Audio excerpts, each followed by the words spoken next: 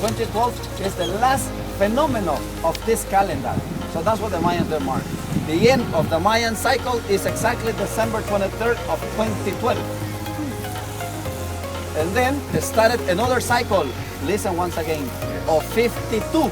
Okay. Means 5,200 more years. 1980s, as a Mexican professor, Roman Piñachani, he was sitting exactly over there. So, come closer, you can see this very well, please. Come closer. He was sitting exactly over there, back on the wall, the big and a flattest rock canada over there. Do you see? And then he saw another truck on the side over there. Do you see those two little windows over there? Those two little windows for sure, and you guys are observing over there, means from east to west, they also have two more from north to south.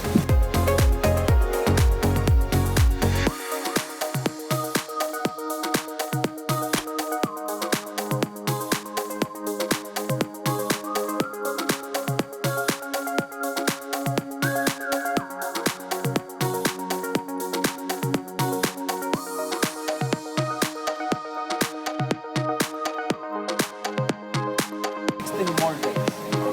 So that's gonna happen exactly over there. So what that means, so for sure what the Mayans there mark, which is the shortest night in a year and the longest day in a year. Winter has the opposite to the summer. And then plus 2 equinox, the works of equinox don't come by equals. So what that means, same hours on a day and same hours on the night.